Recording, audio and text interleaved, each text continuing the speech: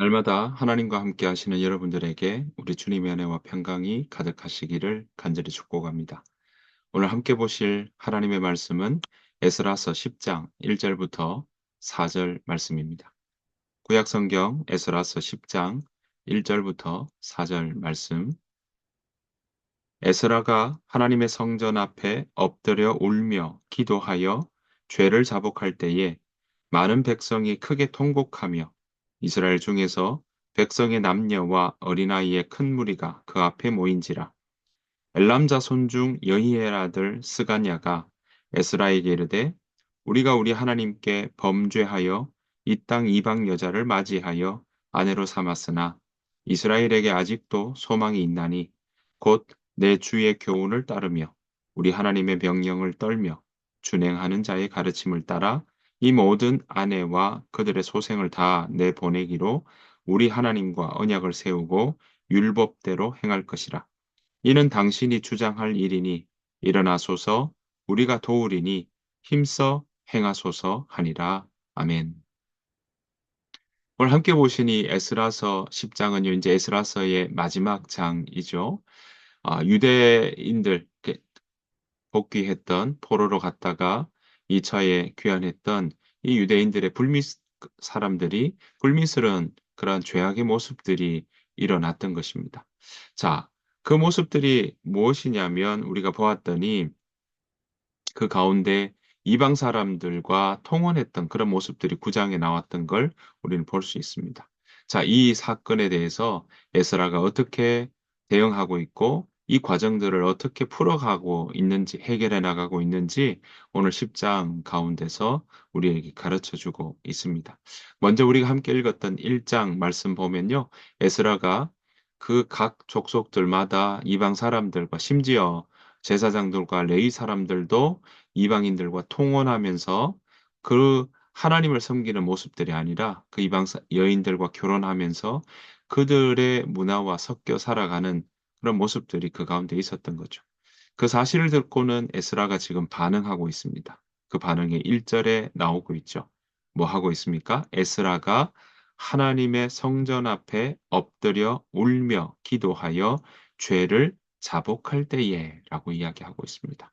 그러니까 에스라가 하나님 앞에서 그 성전에 나아가서 엎드려 울면서 기도하며 죄를 자백했다라고 우리는 이해할 수 있습니다. 자, 그런 모습들을 통해 보았더니 사람들이 성전 앞에서 기도하고 죄를 자백하는 그런 에스라의 모습을 통해서 뒷부분에 보았더니요. 많은 백성이 크게 통곡했다. 통곡함에 이스라엘 중에서 백성의 남녀와 어린아이의 큰 무리가 그 앞에 모인지라. 에스라 주변의 사람들이 큰 소리로 슬피 울며 함께 통곡하며 그렇게 모였다라고 이야기하고 있습니다. 자, 여기서 중요한 것은요. 바로 에스라는 사실 이방 여인과 통혼한 것도 아니었습니다. 하지만 오늘 보시는 것처럼 우리가 구장에서 나온 것처럼 우리가 죄를 지었다라고 하면서 본인도 함께 그렇게 우리라고 고백하면서 마치 자신의 죄인 것처럼 그렇게 회개하고 나아가는 것을 보게 됩니다. 이처럼 에스라가 마치 자신의 죄인인 것처럼 회개하자 많은 백성들이 바로 그 주위에 모여서 함께 큰 소리로 슬피 울었다라는 것으로 오늘 1절을 시작하고 있습니다. 자, 2절부터 5절까지 이란 에스라의 기도의 모습들을 보면서 한 사람이 일어나서 이야기를 하기 시작합니다. 그 사람이 누굽니까? 오늘 보시는 것처럼 2절에 엘람 자손 중 여히엘의 아들 스가냐가 에스라에게 이르되 이렇게 이야기하고 있습니다.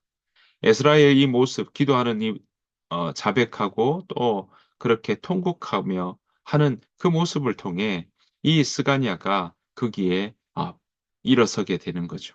그러면서 스가냐는 이렇게 이야기합니다. 우리가 우리 하나님께 범죄하여 그러니까 스스로 자신들의 죄악들을 인정하는 그 모습들로 시작하고 있습니다.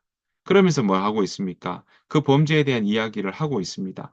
이 땅 이방 여자를 맞이하여 아내로 삼았으나 라고 이야기합니다. 그들이 이방 여인을 아내로 맞아 통혼했던 그 모습들을 그대로 인정하고 있는 것입니다. 자, 그런데 이것으로 끝내지 않았죠. 인정하고 난 다음에 뭐라고 이야기합니까? 아내로 삼았으나 이스라엘에게 아직도 소망이 있나니? 라고 이야기합니다. 하나님께 죄를 지는 거 분명히 맞다.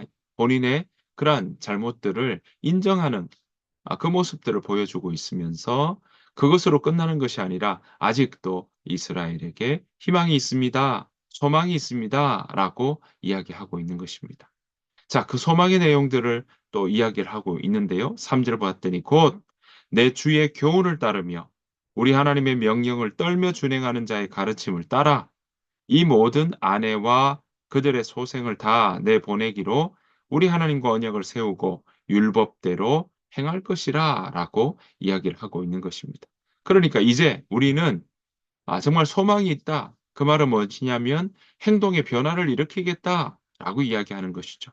그래서 그 구체적인 내용들이 3절에 나오는 것입니다. 이제 우리는 하나님의 명령을 두려워하면서 그런 받드는 분들의 권면과 또 에스라 그 제사장의 가르침을 따라 그렇게 이방 여자들과 그들에게서 난 아이들을 다 보낼 것을 하나님 앞에 언약을 세웠다. 하나님 앞에서 언약하겠다. 율법대로 그렇게 준행하며 살아가겠습니다. 라고 지금 고백하고 있는 것입니다. 자, 우리가 이렇게 고백하고 나아갈 터이니 4절. 이는 당신이 주장할 일이니 일어나소서 우리가 도우리니 힘써 행하소서 하니라 라고 이야기를 하고 있는 것입니다. 자, 우리가 거기에 동의하며 함께 반응하며 그 말씀 따라 우리가 나아갈 터이니 에스라 리더에게 제사장에게 정말 개혁해 나가라 라고 그렇게 힘을 실어주는 그런 모습들을 볼 수 있습니다. 자, 이 스가냐의 제안에 이제 에스라가 어떻게 개혁하는 그 모습들을 보여주는데요. 어떻게 개혁을 실천하는지 5절부터 그렇게 이어지고 있습니다. 자, 5절 보십시오. 이해라고 시작하죠. 그러니까 스가냐의 이 제안에 에스라가 반응하기 시작하며 움직입니다. 이에 에스라가 일어나 제사장들과 레위 사람들과 온 이스라엘에게 이 말대로 행하기를 맹세하게 하며 무리가 맹세하는지라라고 이야기합니다. 그러니까 에스라는요, 포로로 잡혀갔다가 돌아온 백성이 지은 죄 때문에 밤새도록 밥을 먹지 않고 물도 마시지 않으며 슬피 우는 그 모습들을 통해서 이제 그들에게 금식을 선포하고 나아갔던 그 자리에 이 이스라엘 백성들도 함께 모였습니다. 자, 그렇게 모였던 그 자리에서 스가냐의 제안과 함께 이제 에스라는 본격적으로 그 개혁의 모습들이 어떻게 진행되는지 하나하나 실천에 대한 부분들을 알려주고 있는 것입니다. 자, 그래서 6절 이후에 보십시오. 7절 유다와 예루살렘에 사로잡혔던 자들의 자손들에게 공포하기를 너희는 예루살렘으로 모이라. 첫 번째 뭐 하고 있습니까? 그들이 지금 6절에서부터 그 죄를 근심하여 음식도 먹지 아니하며 물도 마시지 아니하더니 금식하며 기도하며 나갔던 것이 6절에 있었다면 그것이 끝나고 난 다음에 7절에 어, 유다와 예루살렘에 사로잡혔던 자들의 자손들에게 공포하기를 너희는 예루살렘으로 모이라라고 이야기를 하고 있는 것입니다. 그러니까 예루살렘으로 와라는 거죠. 그래서 8절에 보십시오. 누구든지 방백들과 장로들의 훈시를 따라 3일 내에 오지 아니하면 그러니까 사흘 안에 오지 않는 사람은 지도자들과 원로들의 결정에 따라 뭐 하고 있습니까? 재산을 빼앗겠다라고 이야기를 하고 있습니다. 그의 재산을 정몰하고 사로잡혔던 자의 모임에서 쫓아내리라라고 이야기를 하고 있는 것입니다. 그러니까 백성의 모임에서 내쫓아될 게고 재산을 빼앗는 일들이 일어나게 될 것이니 다 3일 안에 사흘 안에 예루살렘으로 모이라라고 이야기를 하고 있습니다. 그때가 언제라고 이야기합니까? 9절에 봤더니 아홉째 달 20일이라라고 이야기를 하고 있습니다. 자, 그래서 사흘 만에 그들이 바로 하나님의 성전 뜰 앞에 광장에 모였다. 자, 그런데 그렇게 모여서 떨고 있는데요. 왜 떨고 있냐 봤더니 이때 큰 비가 내렸다고 구절은 우리에게 이야기를 해주고 있습니다. 여러분, 정말 엄중한 상황 아니겠습니까? 그런 엄중한 상황 속에 큰 비까지 내리고 있었기 때문에 굉장히 거기에 백성이 모였던 사람들은 떨고 있었다는 걸 우리는 상상해 볼 수 있습니다. 자, 이렇게 모인 사람들에게 에스라 제사장이 바로 일어나서 그들에게 이야기합니다. 11절입니다. 10절입니다. 제사장 에스라가 일어나 그들에게 이르되 너희가 범죄하여 이방 여자를 아내로 삼아 이스라엘의 죄를 더하게 하였으니 자, 그들의 죄에 대해서 구체적으로 지적하고 있습니다. 보시는 것처럼 너희가 범죄하여 이방 여자를 아내로 삼았다. 이방 여자를 아내로 삼아서 범죄하는 모습들이 그 가운데 있었다. 고 이야기하고요. 그러면서 이스라엘의 죄를 더하게 하였다라고 하면서 그들에게 그들이 무엇을 잘못했는지 이야기를 했다면 11절에 이제 너희 조상들의 하나님 앞에서 죄를 자복하고 그의 뜻대로 행하여 그 지방 사람들과 이방 여인을 끊어버리라 하니 거기에 대해서 죄에 대한 자복과 함께 돌이킴이 무엇인지를 오늘 가르쳐 주고 있는 것입니다. 어떻게 바뀌어야 되는지 제안하고 있는 것이죠. 그래서 11절에 이 이야기가 뭡니까? 하나님께 죄를 자백하고 그의 뜻을 따라라. 이 땅에 있는 이방 백성과의 관계 끊어라. 여러분들이 데리고 사는 이방인 아내들과도 그 인연을 끊으라라고 그렇게 이야기하고 있는 것입니다. 자, 구체적인 실천에 대한 부분들을 이야기했다면 12절. 자, 여기에 대해서 회중들이 반응하고 있습니다. 12절. 모든 회중이 큰 소리로 대답하여 이르되 당신의 말씀대로 우리가 마땅히 행할 것이니이다. 라고 이야기하고 있습니다. 그러니까 이들 가운데 그 모습들을 통해서 에스라 제사장의 권면, 에스라 제사장의 그 이스라엘 백성들을 향한 잘못에 대한 지적, 그거 다 그대로 받겠습니다. 라고 대답했다는 거죠. 물론, 그것을 받았는데요. 13절을 봤더니, 그러나, 우리가 마땅히 해가겠습니다. 라고 했지만, 지금 그대로 13절에, 그러나 백성이 많고, 또 큰 비가 내리는 때니 능히 밖에 서지 못할 것이요. 우리가 이 일로 크게 범죄하였은즉 하루 이틀에 할 일이 아니오니 라고 이야기합니다. 그러니까 구체적으로 실천하려고 하는 모습들을 아주 조목조목 보여주고 있는 것입니다. 소위 말해서 비가 내리는 철이라는 거죠. 그렇기 때문에 바깥에 서 있기가 힘들다라는 이야기입니다. 그래서 14절에 봤더니 하루 이틀에 할 일이 아니기 때문에 구체적으로 이것을 그냥 말로만 끝나는 것이 아니라 구체적인 실천의 모습들을 생각하려고 하니까 여기에는 절차와 과정들이 필요하더라라고 이야기를 하고 있는 것이죠. 이 일은 우리의 잘못이 너무나 커서 하루 이틀 만에 다 해결될 문제가 아니다라고 하면서 제안하는 일이 14절에 나오고 있습니다. 자, 뭐라고 이야기합니까? 이제 온 회중을 위하여 우리의 방백들을 세우고 우리 모든 성읍에 이방 여자에게 장가드는 자는 다 기한에 각 고을의 장로들과 제파장과 함께 오게 하여 이 일로 인한 우리 하나님의 진노가 우리에게서 떠나게 하소서라고 이야기합니다. 자, 첫 번째 뭡니까? 대표를 뽑아서 그래서 모든 회중의 일을 맡기는 게 좋겠다라고 이야기하고 있는 것이죠. 게다가 여기에 구체적으로 이야기합니다. 마을마다 이방 여자와 결혼한 사람들에게 날짜를 정해줘서 그들이 자기 마을의 원로들과 재판자들과 함께 나와서 이 일 때문에 일어난 우리 하나님의 진노를 풀어드리는 게 좋겠다라고 이야기를 하고 있는 것입니다. 자, 그 해결책이 구체적으로 나오고 있는 것이죠. 그것이 바로 오늘 14절에 나오는 이야기입니다. 각 기한에 다 장가드는 자, 이방 여자에게 장가든 자는 다 기한에 각 고을의 장로들과 재판장과 함께 오게 해서 이 일로 인한 우리 하나님의 진노가 우리에게서 떠나게 하소서라고 이야기를 하고 있는 것이죠. 이것으로 머무는 것이 아니라 오늘 보십시오.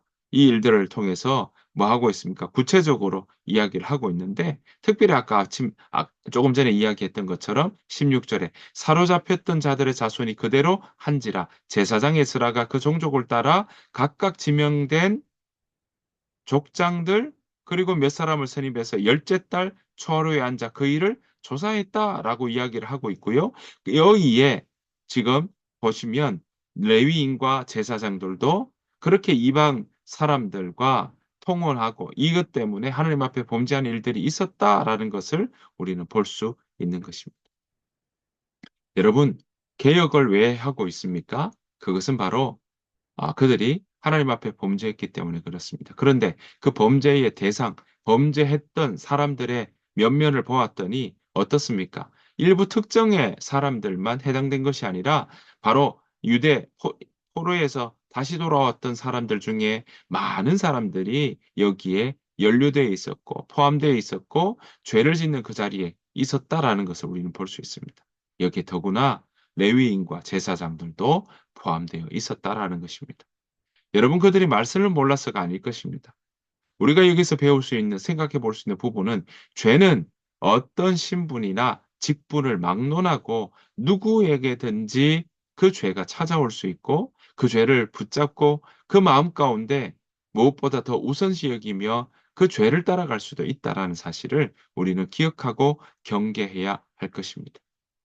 그래서 여러분, 신앙에서 중요한 점은 우리가 어떤 직분을 가지고 어떤 업적을 이루어 나가느냐라는 것보다 그것이 더 우선되고 그것이 더 중요하게 여기는 것보다 오히려 내가 하나님 앞에 어떻게 살아가고 있는가? 그것이 더 훨씬 중요한 사실이라는 것을 우리는 기억해야 할 것입니다.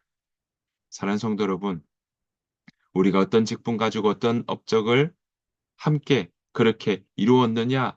거기에 우리의 마음이 우리의 신앙의 초점이 가는 것보다 오히려 어떤 거와 상관없이 내가 하나님 앞에 어떻게 살아가고 있고 살아왔으며 어떻게 살아갈 예정인지를 다시 한번 점검하고 살피는 일들을 우리가 붙잡고 나가는 것이 오히려 우리의 건강이나 우리의 영적인 영성에 대한 부분들이 더 새롭게 세워지고 튼튼하게 든든하게 그렇게 세워나가질 줄로 믿는 것입니다. 사랑하는 성도 여러분, 오늘 우리에게도 우리의 삶 가운데도 어쩌면 이런 개혁의 모습들이 필요해야 또 필요한 상황일 수도 있습니다. 중요한 건 그 자리에서 우리가 누구든 우리는 죄에 빠질 수 있다는 것. 하지만 무조건 빠져야 된다는 건 아니라는 사실. 하나님 우리와 함께 하시기 때문이요.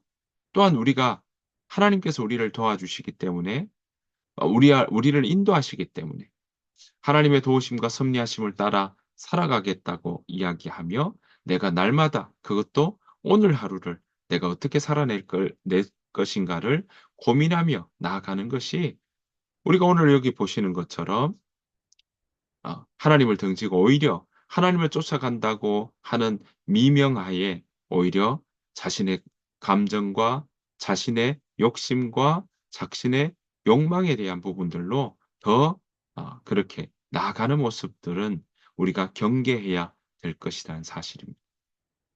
우리가 그렇게 살아가는 삶의 모습이 아니라 오히려 우리의 신앙을 날마다 주님과 어떻게 동행하며 나아갈 것인지를 생각하며 가는 것이 우리의 삶의 개혁의 모습이요. 또 새롭게 되는 일의 출발점이라는 사실을 우리는 마음에 새기고 우리가 오늘 하루도 하나님과 동행하며 살아가는 우리 모두가 되시기를 간절히 축복합니다. 우리가 이 자리에 또 우리의 삶도 개혁해야 된다 할 때 기억해야 될 것은 과거에 너무 머무르는 것이 아니라 오늘 현재를 어떻게 살아갈까?